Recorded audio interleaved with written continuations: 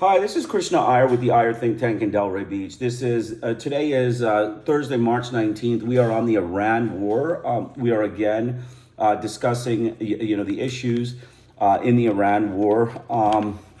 Some events happened in the recent future and the recent past on Wednesday. Basically there was a gross violation of international humanitarian law carried out by the U.S. Israeli coalition, an airstrike on the gas fields of South Pars. Basically, attacking gas fields, particularly in high conflict areas, creates severe human rights concerns, including risk to life, livelihood, health, and access to essential services. Recent attacks on Iranian and Gulf energy state infrastructure, March 2026, have highlighted these risks, causing civilian casualties, significant infrastructure damage, and widespread economic disruption. Key human rights concerns include threats to life and security. Attacks can cause direct casualties, including workers at the facilities and nearby civilians. Attacks can lead to hazardous fires and exposures that endanger surrounding communities. Deprivation of essential services. Gas fields are critical infrastructure. Attacks destroy, damage, or halt the supply of natural gas, which is vital for domestic heating, cooking, and electricity generation. This can render living conditions intolerable. Food and energy insecurity, disruption of fuel supply chains can prevent the transportation of goods, impacting food security. The reduction of energy production can affect agricultural and industrial activity. Attacks on gas facilities can release toxic substances and cause environmental damage that affects the health of local populations. Long-term economic impact. That's under environmental degradation and health risks by attacks by attacks on gas facilities. That is environmental degradation and health risks that, the U.S. government, neo-Nazi Christian witch hunting gangsters, their, anti-Muslim butchers did not, account for in this attack by the Israeli government on the, oil fields in Iran, in South Pars. Long-term economic impact. Long-term economic impact. Damage to or destruction of energy infrastructure can have impacts that last for many years, undermining the economic stability of the region and livelihood of its people. And it's a violation of international humanitarian law. Attacks of energy infrastructure are considered violation of humanitarian law if they are not specifically directed at military objectives, or if they cause disproportionate harm to civilians. They can be considered either a crime against humanity or a war crime. I mean, that is ultimately what it is. So another war crime carried out by the U.S.-Israeli coalition governments against the Iranian government. The racist, neo-Nazi Christian, anti-Muslim butchers, the witch-hunting butchers for nuclear weapons of the U.S. government, headed by Donald Trump, the chief American mercenary in this war. These concerns are magnified when such attacks occur in highly populated areas, or where civilians rely on a single source of fuel for electricity and heating, leading to cascading crises. So, ultimately, that's the story here, that these attacks on these gas facilities are, violations of international law. The Israeli government carried out this attack on the South Pars facility. It's a violation of international humanitarian law. So we're going to go through three articles. Who threatens the Arab world? Iran, the U.S., or Israel? For the past 3 months, U.S. Donald Trump and his secretaries of state and of war have emphasized the vision of the United States as a white Christian European nation at war with a non-Christian, non-white world. It was therefore unsurprising that before they attacked Iran on February 28, American commanders reportedly told our troops that this was a war for Armageddon and would bring the return of Jesus.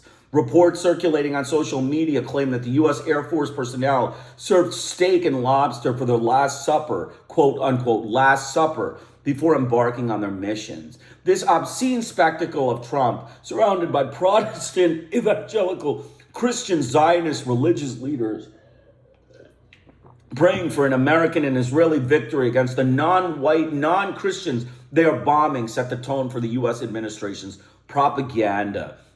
But it also reflects a deepening ideologic divide within right-wing American politics. On one side are evangelical Christian and Jewish Zionists who support wars against Iran and Palestinians, and the other are right-wing Christians who believe that America is being drawn into wars on behalf of Israel. Similarly, many on the Arab left, including progressive Jews such as Congresswoman Sarah Jacobs, argues that Israel has pulled the United States into war rather than seeing the US-Israeli imperialist attack as serving the bellicose American billionaire class that fully backs it. These right-wing and left-wing critics contend that Benjamin Netanyahu tricked Trump into attacking Iran primarily for Israel's benefit. However, it's crucial to understand that Israel's bellicose policy are an element of the overall United States strategy in the region and do not exist independently of it. It is hardly far-fetched that the U.S. aims to intensify the Arab states' hostility towards Iran and incite them to openly join the U.S.-Israeli attacks. Some right-wingers cite the fact that prominent American billionaires, including Sheldon and Miriam Adelson, Bernard Marcus, and Paul Singer, have promoted hostility towards Iran for the past decade as proof that such figures are Israeli firsters rather than America firsters, and that Israel controls U.S. foreign policy. They ignore how major American defense industries and energy companies directly benefit and stand to make huge profits from this war. Palantir, Lockheed Martin, Exxon, Raytheon, and Boeing can hardly be accused of being Israel firsters, even if they, like the billionaires, they believe that Israel's regional military dominance serves the interest of the U.S. population. Instead of framing their criticism of the attack on Iran as driven by the imperialist warmongering of U.S. financial elites, for whom the genocidal Israeli state is both an asset and a proxy, the right-wingers accuse Israel of controlling Washington's decision, thus effectively exonerating the United States of responsibility. Israel and its intelligence and military apparatus and personnel are tightly integrated into the U.S. war machine. But it is not proof that some might argue the Israel control over this system, but rather the result of U.S. subcontracting significant intelligence and military functions to a trustworthy proxy. But both MAGA and left-wing critics of the war have interpreted recent comments by U.S. Secretary of State Marco Rubio an admission that Israel has dragged the U.S. into the war. What they forget is that Washington, on which Israel is almost entirely dependent for weapon supplies, could have ordered Israel not to attack, but the U.S. chose not to do so, meaning they approved of Israel's war plans and coordinated with it beforehand. Arab silence. Not a single Arab regime condemned the Israeli-U.S. aggression against Iran, save for Oman, which described it as a violation of international law. Nor did any of them, except for Yemeni Ansar Allah, offer condolences to Iran for the massacre of more than 170 schoolgirls and staff in Minab, and for the murder of Ayatollah Ali Khamenei and his family and aides. Even Recep Tayyip Erdogan, president and NATO member of Turkey, saw fit to send condolences to Iran while Arab governments remained silent. Iranian officials noted this in talks with Egyptian and Turkish counterparts aimed at de-escalating the conflict. Algeria, which stood by its anti-imperialism for decades, before recently switching to a pro-imperialist position when it voted for Trump's anti-Palestine Board of Peace of the United Nations, confirmed its new orientation by refusing to condemn the aggression, while expressing solidarity with the Arab regimes against Iranian retaliation. In Cairo, the Grand Imam of Al-Ajjar also registered his solidarity with the UAE, Bahrain, Kuwait, and Jordan, though not curiously Qatar or Saudi Arabia, by condemning Iran, not the U.S.-Israeli aggression. He too offered no condolences for Khamenei, the religious leader revered by Shia worldwide. The claim by the Gulf Arab states and Jordan that Iran is violating the sovereignty while overlooking the fact that American forces are using their territory and airspace to violate Iran's is eminently unpersuasive.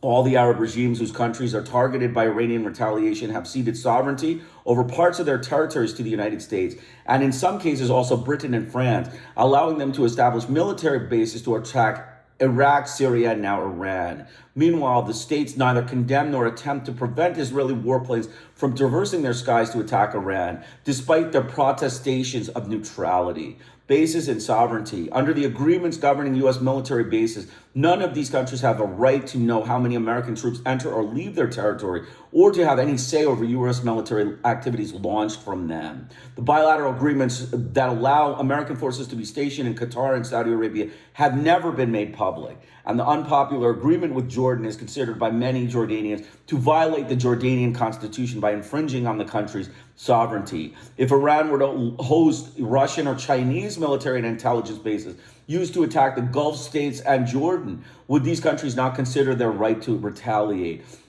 It remains curious that Qatar's air defense system provided no early warning and no defense against the Israeli attack on Doha last September, nor did the U.S. warn it, even though the Israelis informed the U.S. of an impending attack, while it is apparently capable of detecting and at least attempting to defend U.S. military and diplomatic assets in the country against Iranian retaliation.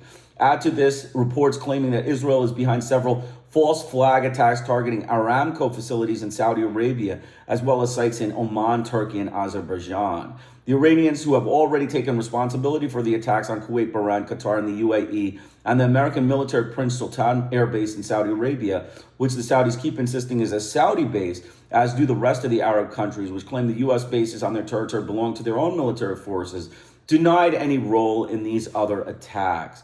Moreover, Gulf Arab states have complained that the U.S. moved air defense systems stationed on their own territory to Israel, leaving them with minimal capabilities and increasing the damage across the region. No matter how much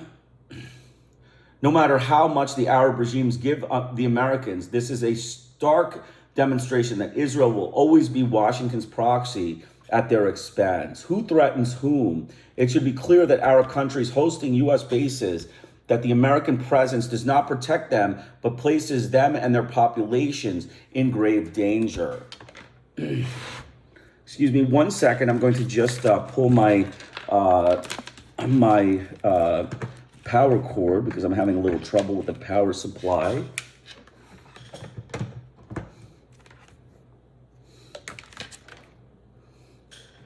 So apologize for the break here, but we'll be back in 1 second there.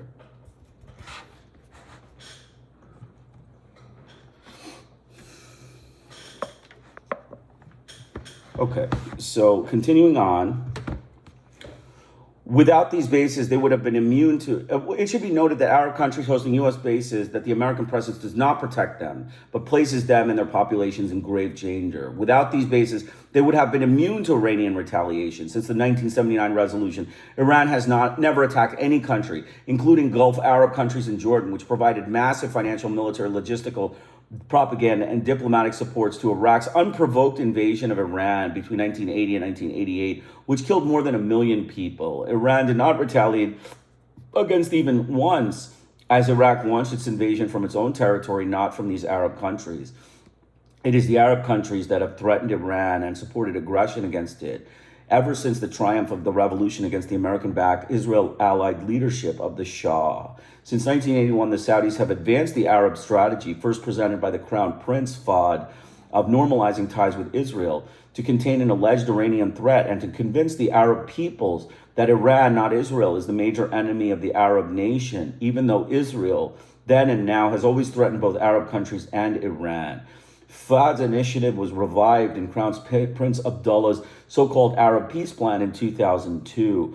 All these Arab concessions to Israel and Arab collusion against Iran have only further endangered Arab states and the Palestinians, now being subjected to genocide, has not been deterred by Arab rulers. Indeed, this week, the ambassadors appealed to Russia to pressure Iran to halt its retaliation targeting U.S. installations in other countries. Russian Foreign Minister Sergei Lavrov reminded them that they have sided with the U.S.-Israeli aggression from Iran from day one, and their presence of neutrality is just that. If the damage having suffered during this war does not convince the Arab states that the true threat to their safety is their alliance with the United States and Israel, then nothing will. So, you can see very clearly First, the U.S. is, responsible for this war. This is a racist war by the neo-Nazi Christian, superstitious witch hunting gangsters. They are witch hunting for nuclear weapons, and this is a crime of aggression committed by the United States government, for which Donald Trump needs to go to the International Criminal Court and have an ICC dossier for war crimes against Muslims. I mean, he needs to go to the ICC for genocide or the crimes against humanity, and have a dossier meticulously documented all of his crimes against humanity. The second thing we learned is that, the Arab states are secretly siding with, the Israeli government and with the United States. They're siding and they're completely silent on the slaughter of Iranian civilians. And, this is a fact. This is a fact. These are warmongering thugs. These are all butchers of, Islam and Christianity. You're racist, neo-Nazi puppets of, the Saudis, the UAE, the, Qataris. All of these countries are, puppets of the U.S. government. They are, racist neo-Nazi Christian witch-hunting gangsters. They are, puppets of the neo-Nazi Christian witch-hunting gangsters of the U.S. government. And this whole conflict has exposed the real problems with allowing the United States to, exert its hegemony across the Middle East. There is no discussion about human rights. There is no discussion about humanity. It's just mass slaughter. That is what Donald Trump is about. He is about mass slaughter of civilians, mass slaughter of Muslims. And the Arab states, knowing that these are Muslims, knowing that the Iranians are Muslims that are being slaughtered, does it not,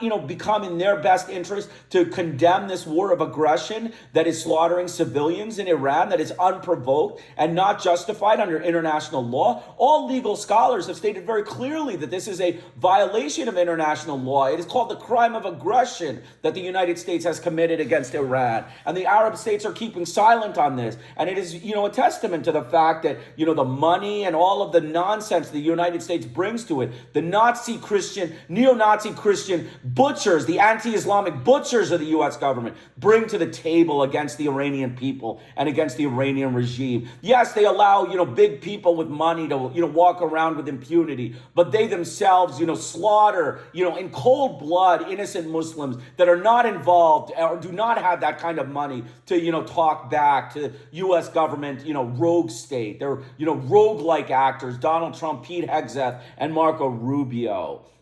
So you can see that also that, the use of these bases, these, retaliation, these bases is placing them at grave risk. It's populations are being placed at grave risk, against Jordan's constitution. The Jordanian government is placing a base for the United States to do its dirty work against the Iranian regime now. This is, again, a violation of the Jordanian constitution. It's a domestic violation of law for which Jordan has not, condemned its people, condemned its, ruling class that has allowed this kind of action to go on unchecked against this. So you can see this is, a thug war. This is, in my opinion, this is a thug war. The Arab states have colluded in a thug war by the U.S. and Israel against the Iranian government. It is a group of vicious thugs, assassins for hire gangsters that are trying to show their ability to degrade human rights, but they will never be successful. There are many countries that condemn this war.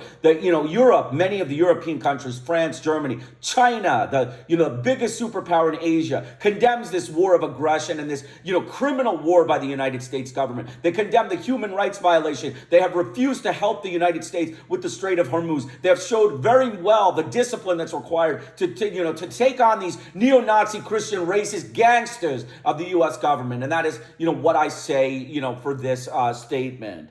So continuing on, Lavrov has, confirmed that this is a war of aggression by the U.S. government and the Israeli government. Basically the Palestinians are being endangered. It is allowing the Israelis to, do open season against the Palestinians, right? I mean, you allow this kind of war and then it's open season. And then you cry in Al Jazeera about the Palestinian mass murders. Who can, tabulate it? I mean, if you allow this kind of stuff, nobody's going to give a crap about your Palestinians. So you can stop talking your propaganda about the Palestinians and, just, remove them, allow Israel to take an open season, because nobody really cares. Nobody wants to hear religious statements that are, propaganda and farcical, in the world polity. So continuing on, the next discussion we're going to have is, we're going to have this discussion, the U.S.-Israeli war on Iran, Arab perspective. The U.S. has joined Israel in an all-out war on the Islamic Republic of Iran. On February 28th, a U.S. armada of 2 aircraft carrier strike groups and scores of advanced aircraft, together with the Israeli Air Force and other official targets, launched a military and sustained attack on Tehran and other Iranian cities, destroying military and other official targets and killing the supreme leader, Ayatollah Ali Khamenei, and several high-ranking members of the clerical regime. In response, Iranian forces launched missiles and armed drones against Israel and the United States military facilities in 6 Gulf Cooperation Council countries. In Israel, Iranian missiles caused serious damage, killing and injuring scores of people. Iran also struck civilian infrastructure in the Gulf, including ports and airports. The hostilities effectively forced the closure of the strategic Strait of Hormuz, through which no less than 20% of the world's oil supply passes. U.S. President Donald Trump declared that the aim of this attack on Iran was regime change in Tehran, and objected that if achieved, will achieve the strategic outlook for the entire Middle East, and a U.S. goal that will make change. Arab Center Washington, D.C. asked its fellows and experts to provide their perspectives on the current Israel-Iran conflict. The legality of attacking Iran. The U.S.-Israeli attacks on Iran cannot be legally justified under any theory of the laws of war. All members of the UN are prohibited by Article 2.4 of the UN Charter from threatening or using force against the territory of or independence of another state. Under the Charter, only the Security Council has the authority to trigger the use of force against a member state if that state has breached international peace. The sole exception to this is Article 51, which permits the use of force in self-defense, but only in response to an armed attack. Whether a state can attack another because it believes it will be attacked has been heavily debated, but what is clear is that international law does not justify attacking another country for any shifting reasons that the United States has suggested to the war. So far, these are changing the regime, protecting Iranian citizens from their own government's atrocities, ending Iran's ballistic missiles programs, or preventing the development of putative nuclear weapons for which there is no credible evidence. Iran has neither attacked the U.S. or threatened to do so without being attacked first. The United States cannot, therefore, claim self-defense as a legal justification for starting the war. The United States has carried out regime change in many countries before, including helping overthrow the Iranian Prime Minister Mohammad Mossadegh in 1953. Yet none of these instances was authorized by the UN, as a regime change has no basis in international law and cannot be used to justify the use of force. Protecting Iranians from mass atrocities similarly lacks supports in the UN Charter. In 2005, all UN member states committed to a document known as the Responsibility to Protect, which asserted that collective action might be needed when citizens of a country were facing mass atrocities at the hands of their own government. However, R2P was recommitted to collective action under the UN Charter, not outside of it. So any such intervention would still require UN authorization. The alleged threat of nuclear weapons being developed of Iran has been debunked by negotiators of the 2015 Iran deal themselves. The U.S. Defense Intelligence Agency's own 2025 assessment and the assessment of international nuclear watchdogs. In attacking Iran, the United States and Israel reportedly hit a school, killing more than 100 children, and carried out an extrajudicial assassination of the country's leader, who as a civilian is not a legitimate target in warfare. International law would characterize these as war crimes. So again, Ayatollah Khomeini's assassination was a war crime. That is what, the Arab League is saying. The American League of Arabs, this is called the Arab Center, Washington, D.C. is saying that, the attack on Khomeini was a war crime. If the conflict continues, the United States and Israel are very likely to commit more war crimes until Congress acts in its constitutional capacity to halt President Trump's aggression against Iran. Will the current war on Iran precipitate regime change? When U.S. President Donald Trump, prior to launching the war with Iran on the Islamic Republic, was asked about the possibility of a regime change, he replied, "Nobody knows. It would be nice if we could do it without military force." His comment was his administration's most insightful explanation so far of its aims for the Israel-U.S. military campaign.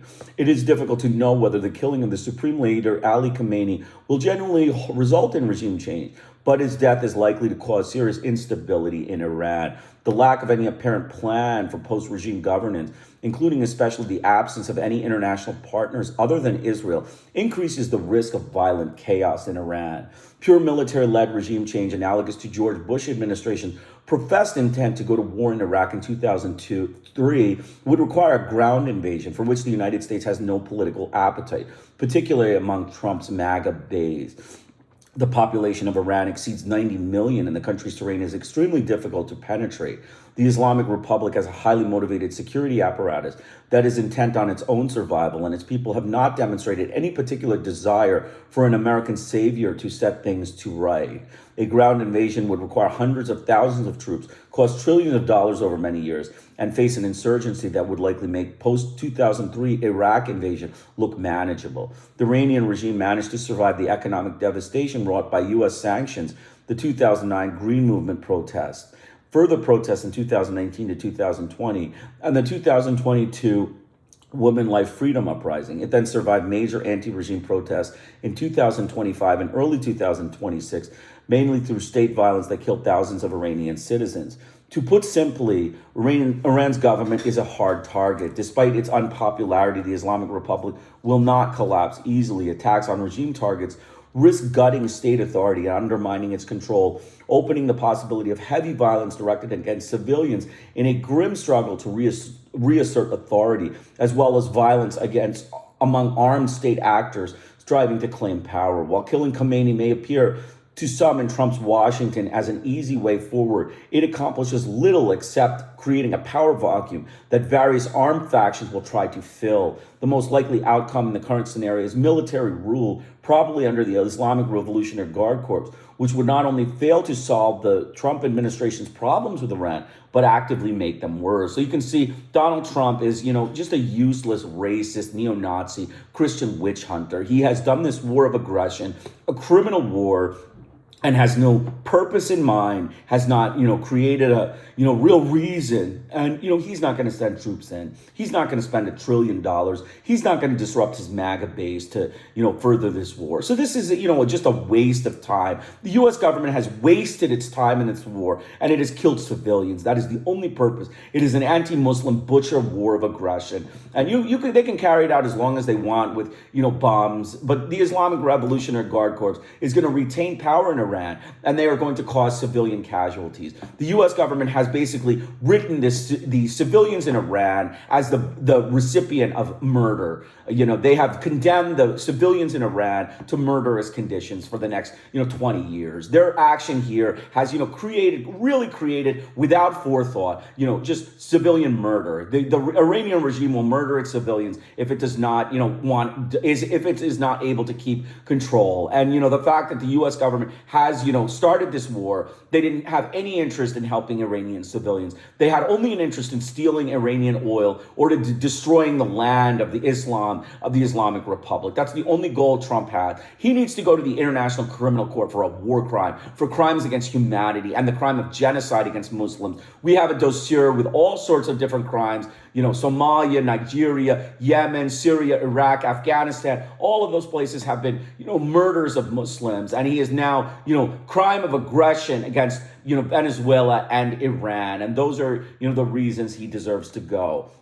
Unintended consequences are the only certainty. The massive U.S. military assault on Iran is likely to badly, perhaps even mortally, wound the Islamic Republic, eliciting joy from the regime's many victims and typically hyperbolic declaration of U.S. victory from President Donald Trump. But like previous U.S. military interventions in the Middle East, the success of which Washington rushed to celebrate, the war sooner or later will produce serious negative consequences not anticipated by its proponents. Some past examples of this phenomena include the 1982 U.S.-backed Israeli invasion of Lebanon and the associated U.S. military deployment achieved the expulsion of PLO, but spurred the creation of Hezbollah and the explosion of Iranian influence.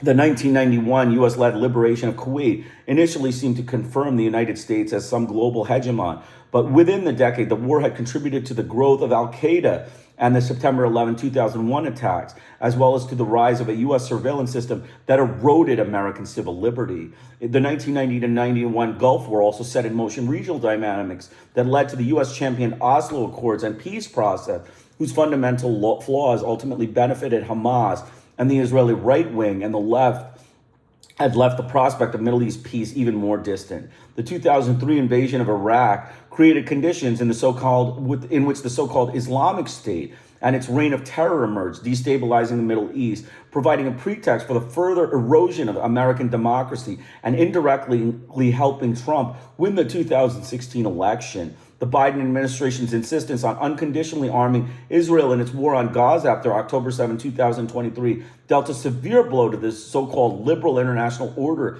that Biden purported to value, in the process also destroying the Strip, aiding Trump's return to the White House and deepening division and mistrust among the American electorate. History should remind us that significant unintended consequences from the U.S.-led and backed Middle East wars are not the exception, but the rule. Such wars include the reckless and unpopular one that the United States has just launched against Iran, always trigger political earthquakes and unpredictable and dangerous aftershocks. Hezbollah joins the fray. When Iran struck, the supreme leader and senior commander killed and the regime forced into chaotic reorganization, the entire axis of resistance is in flux. Operationally, Hezbollah is more vulnerable than at any time in decades. Still, the party decided to enter the fray and launch missiles at Israel, specifically citing the killing of Iran's supreme leader Ali Khamenei as casus belli. Israel responded with attacks on Lebanon that killed scores of civilians in the south and Beirut's southern suburbs.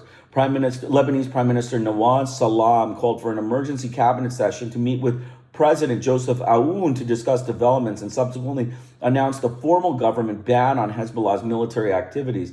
The step signaled an unprecedented assertion of Lebanon's state authority over decisions of war and peace. In recent years, Hezbollah has suffered heavy losses and knew that Israel would respond if they joined party to the war. Lebanese leaders had earned restraint, emphasizing that national stability must take priority over regional confrontation.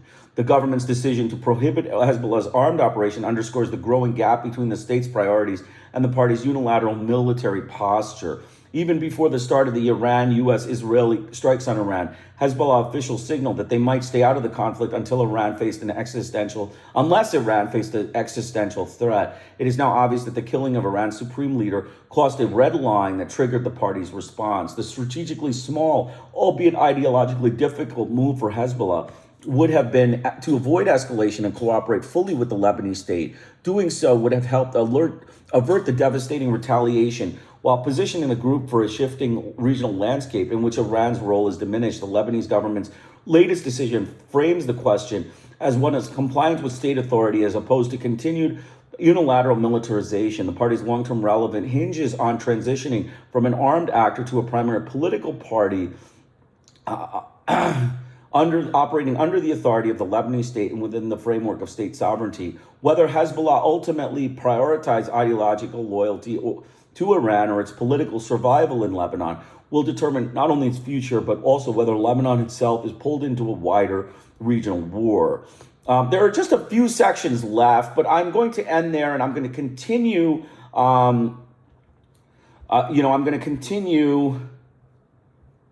Actually, there are 3 sections left. I will actually continue and finish this. A war as part of Netanyahu's election campaign, the public rationale offered by Prime Minister Benjamin Netanyahu for waging war against Iran, whether the June 2024 Operation Rising Lion or its latest reincarnation, Operation Lion's Roar, is based on firm, long-held, and obsessive conviction that Tehran is determined to follow in Israel's footsteps in pursuing its own covert nuclear program. Netanyahu has consistently viewed this prospect as an existential threat to Israel's survival and persistently attempted to convince all those willing to listen to join him in using force to end that perceived threat. In fact, Omani mediators in the talks taking place in Geneva were on the verge of announcing a potential breakthrough to stop Iran's ability to develop nuclear weapons and acquire ballistic missile systems, both of which would challenge Israel's monopoly in those domains. Netanyahu played a principal role in trying to defeat those talks for months, coordinated with an eager Trump administration to get the green light and political cover to proceed with the February 2026 attack on Iran. Like Washington, Israel saw a rare opportunity to resume the war with Iran and decided to opt for a war of choice disguised as a preemptive act of self-defense to destroy Iran's nuclear capabilities, whether real or imagined. Netanyahu, the longest-serving prime minister in Israel, has made regime change in Iran the central theme of his 18-year political career. This issue has served him well in his campaigns to win votes, detracting public attention from his legal battles with charges of bribery, fraud, and breach of trust, and potentially securing his potential victory at a time when his popularity is sagging. Netanyahu and his government are behind the two most recent public opinion polls. The coalition is projected to win just 49 of 52 seats in the legislative election scheduled for October 2026, compared to 57 or 58 seats for the opposition. Mr. Netanyahu no doubt believes the war with Iran will narrow that gap, if not entirely reverse the doctrine. Without congressional authorization, President Trump has willingly violated American law. In the absence of an imminent threat to the United States, the president has no legal authority to initiate the use of force without congressional approval, although Trump tried to justify military action by falsely asserting that Iran was developing missiles that could reach the United States. In reality, Tehran poses no such threat to that country. Although U.S. media coverage has for years focused on the Iranian nuclear program, Tehran has never developed nuclear weapons. Israel Prime Minister Benjamin Netanyahu has pushed for the United States to attack Iran since the 1990s. His 7 visits during Trump's first year in office have now clearly paid off. Congress is expected soon to vote on the War Powers resolution introduced by Senator Tom Kaine and by Representative Ro Khanna and Republican Tom Massey. Yet even if enough Republicans conclude that the war on Iran is sufficiently unpopular to approve measures to rein in the White House, Trump will likely veto the legislation. Activating the requisite 2/3 majority to overcome the presidential veto would be unlikely. Members of Congress, including Democrats, receive significant support from the Israel lobby that they see war on Iran as serving Israel's interests. In February 2026, polling showed that only 21% of Americans supported strikes on Iran, while 49% saw them as unnecessary and expensive. 30% were unsure. Trump appears to believe that attacking Iran will be a political win, or at least a welcome distraction from the Epstein files. Having campaigned on a ticket of no new wars, and with more Americans now saying they sympathize with the Palestinians than with Israel, savvy members of Congress ought to conclude that opposing Trump's war will be the best bet before midterm elections. All right, and so, there's one more section on the, the Gulf Cooperation Council, the retaliatory strikes, the decision to respond. It's a major difference from the 12-day war between Iran and Israel back in, June 2025. It's, now, they are now dragged into a war of choice. And now the GCC finds themselves in the brunt of Iranian response. And, the Arabs, basically saying that the Arabs are, usually trying to distance themselves from these conflicts with the Palestinians and Israel. The escalations of Israel-Iran war and the U.S., Iran war has brought the region closer to all-out war.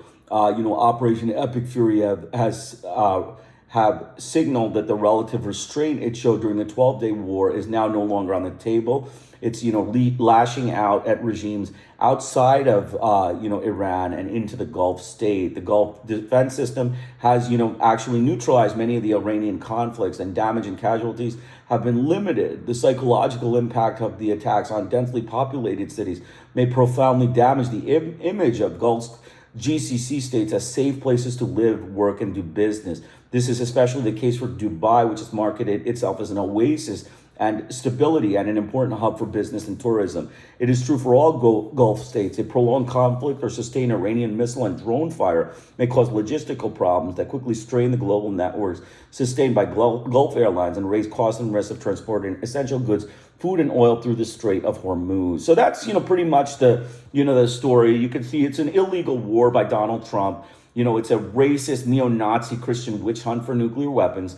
Donald Trump has, furthered it, and he's trying to, take away, and it's turned into an anti-Muslim butcher campaign. Oil prices are up, inflation is up, recession is on the horizon, and Donald Trump has no end in sight, and his allies are snubbing him. They're looking the other way as he begs them to help him. And, we have an article. We're going to continue with this.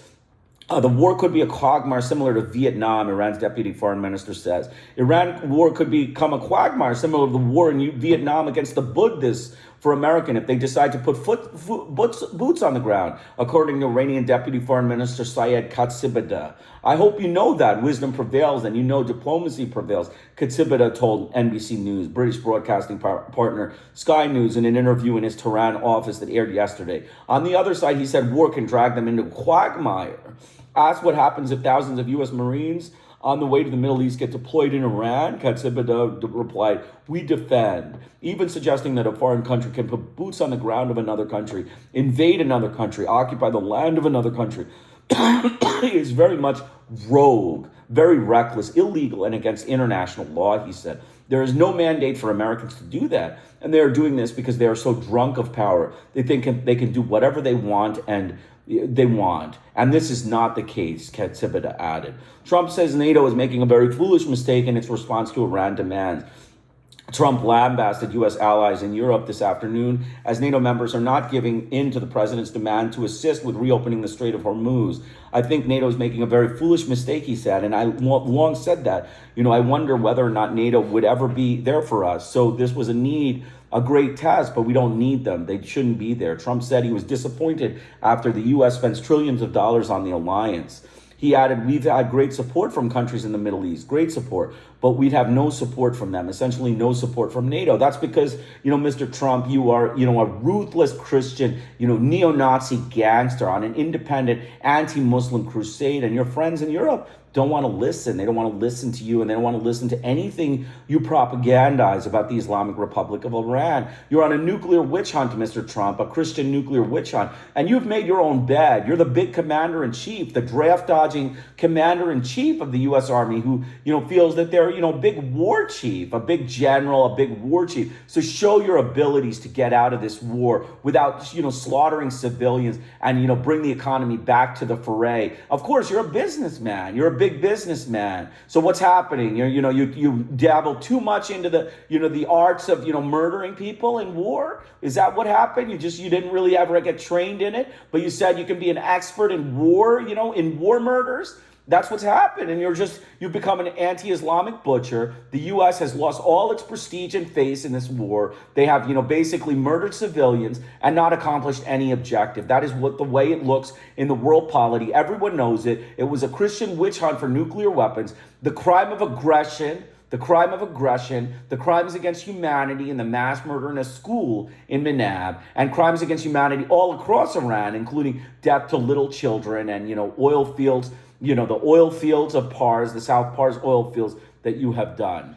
The next one is the Cuba. The world says Cuba is not alone. The world knows this, and every day from different parts of the world, people demand its end. Washington's economic, commercial, and financial blockade against Cuba is criminal and a genocidal way of besieging a sovereign nation. With this in mind, the City Council of Turin, Italy, approved a resolution condemning the blockade and demanding the implementation of concrete aid projects for the people of the Caribbean nation. Prensa Latina reported the initiative presented by the councilors Claudio Serrato and Maria Grizio Grippo, the Democratic Party, denounces the serious effects of the pressure exerted by the U.S. government. Hence, the document reflects concern about the consequences of the oil blockade imposed on Cuba, stemming from the executive order aimed at preventing fuel from entering the country and provoking an energy crisis and humanitarian crisis, the text states. The Cuban people, the Republican emphasizes, are suffering the dramatic consequences of a prolonged economic, commercial, and financial blockade, recently intensified by new restrictive measures, which have practically eliminated the oil supply. It further states that this energy shortage is paralyzing essential services, severely impairing food distribution, water supply, and above all, the operation of health centers, placing the most vulnerable segments of the population at serious risks. Consequently, the Turin City Council urged authorities in close collaboration with the Civil Protection Department and humanitarian organization to assess the possibility of implementing concrete aid initiatives, such as the collection of medicine and basic necessities. According to information, the Italian government was also urged to reiterate in all international forums its opposition to the United States blockade, which affects the fundamental rights of the civilian population, and to promote instead the reestablishment of channels of cooperation. At the same time, the request was made to inform the Italian parliament about the situation in Cuba so that the gravity of the crisis could finally be received in a necessary space and a transparency and constitutional debate. Finally, the document, illustrates solidarity that Turin has with Cuba, emphasizing the contribution made in Parliament, emphasizing the contribution made in 2020 by members of the Henry Reeves Medical Brigade to the people of the Italian city during the most critical moments of the COVID-19 pandemic. The initiative joins other promoted in Italy by various organizations, such as Energy for Life, co-sponsored by the National Association of Italy Friendship, the ACRI, Social Promotion Association, the Italian General Confederation of Labor, and the National Association of Italian Partisans, and the Medicine for Cuba campaign promoted the base of the trade union, one of the largest Italian trade unions, aimed at supporting public health. Anti-imperialist solidarity from Manila to Cuba. The following the blockade was also demanded on Wednesday at an event at Atino University in the Philippines as part of a call to action under the slogan Anti-Imperialist American Solidarity from Manila to Havana. With the conviction of fighting for a humanitarian cause, students, members of the Philippines-Cuba Cultural Friendship Organization, and World Peace Council representatives from the Gender and Anti-Harassment Office of Dillman University gathered. The participants, President Latina reported, expressed messages of support for the Cuban people and highlighted the example they have for the rest of the world, not only for their resilience, but also for their achievements in social justice and international cooperation. On the Cuban side, via video conference, Yadira Ledesma explained how the country has withstood imperialist aggression and the most comprehensive and prolonged unilateral sanction system ever imposed on an entire nation of people for the past 67 years by the United States.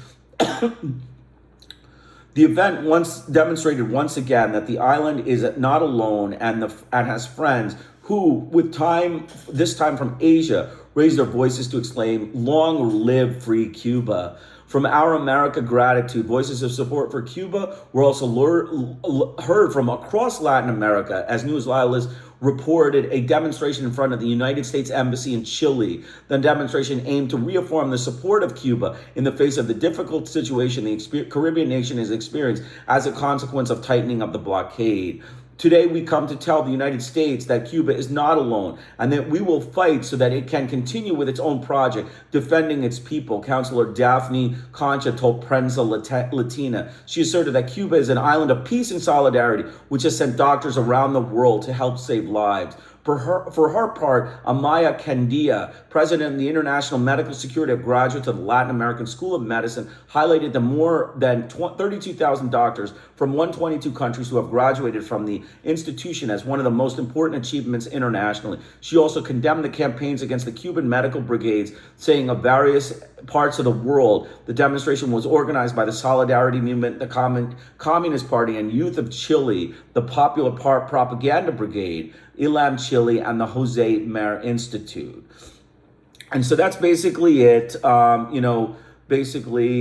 have one more article, which we're not going to do now. I'll do it tomorrow. It's why Arabs and Turkey are against the U.S. war on Iran. This is pre-war. This is an article pre-war that I will go through on another day. But, in summary, we can see the U.S. government, their vicious campaign in Iran. The Arabs are clearly, not, the Arab Center for Washington is clearly against this war. They have stated that it is an illegal war of aggression, that it is going to destroy the Middle East, the prospects for peace in the Middle East. And, basically it's going to, do nothing successful, nothing helpful for anything in, international law. And we have to understand that it is an illegal war of aggression, a crime of aggression. Donald Trump, a neo-Nazi, Christian, anti-Muslim, witch hunter. He's a witch hunter of Christianity, has engaged in the crime of aggression and crimes against humanity in Iran. And I hope you enjoyed this podcast. I will put all of the Zoom links. I will put all the description of the articles in the description section. Hope you enjoyed it. Krishna Iyer. The links will be there, so you can just click the link and read, and enjoy. Thank you very much for your time. Krishna Iyer with the Iyer Think Tank in Delray Beach. Have a great day.